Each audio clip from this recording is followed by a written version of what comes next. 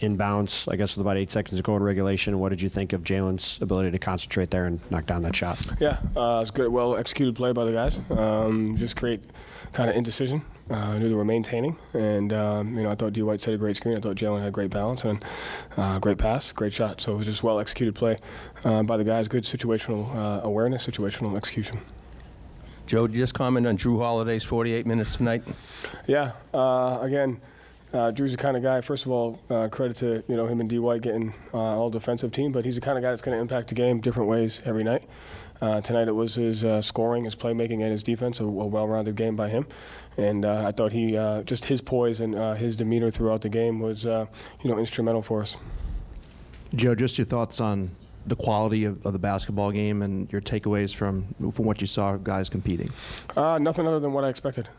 Two high-level teams competing for a great opportunity, and so I expect all the games to be like that, and it's going to be more of that. And I thought both teams competed at a high level, and for us, I thought our guys, obviously we weren't perfect, we can get better, but I thought we maintained a level of poise, a level of mental toughness to just continue to work through some of the mistakes. And that's the bind that they put you in because of the way they play. So we handled it well, and we got to get better. How hard was it to control the tempo against this team, and then especially the way that Tatum was able to kind of slow things down to be physical at the end? How do you feel like you were able to find control in overtime? Yeah, I mean, I think you have to find that balance. Like there's points to be had with playing with pace, playing fast, and so there's that balance there. I thought we handled it well in the first half. I thought in the second half you got to pick and choose your spots. Everything just depends on the time and score of the game. Situational basketball, we didn't get organized at the end of the quarter, got an illegal screen, and gave them the last possession of the shot. Like just small stuff like that. But for the most part, I thought we played with a level of poise. I thought our rim reads were good. 15 turnovers. I think two of those were illegal screens, and some of them were at the rim. So you're just going to have to find that balance. There's times where you're going to have to play fast with them, and there's going to be times where you have to execute. Joe, you had a couple of times where the lead was up to 12 or 13.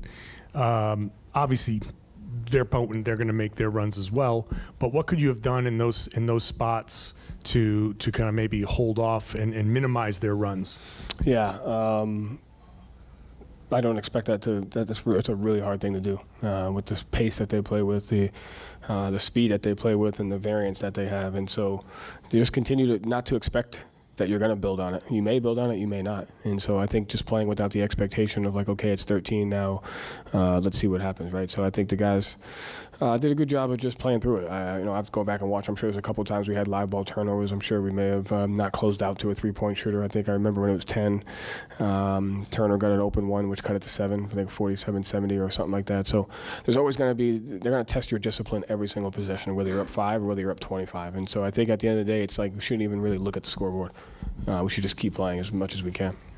Joe, Jason struggled in the fourth quarter a little bit early in overtime. What can you say about kind of how he's able to shake off misses, turnovers, and kind of make the shots he made down the stretch? Yeah, I know it's 12 for 26, pretty efficient. I think he just missed some good looks, some open ones. But I thought he just plays with a level of poise and a level of comfort knowing that the next one's got a chance to go. And so he got the exact same shot that he got down 3, and then he made that one. So just stand with it, man. You just can't have any expectations about how it's supposed to go. You miss a layup, you miss a 3, you give up something, it just doesn't matter.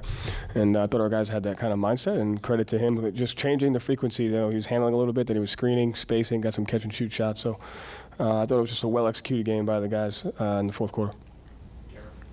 Joe, Jason was a plus 20 in his 45 minutes. What made him just so effective on the floor? You took him out at the end of the third, and that's when Indiana immediately made their run. What was he doing to be so effective when he was on the floor? I think the other guys played a part in that as well. But for the most part, I thought his shot selection was good. I thought the ability to either handle and screen got us open looks for whether it was himself and others. And I thought for the most part he competed defensively. But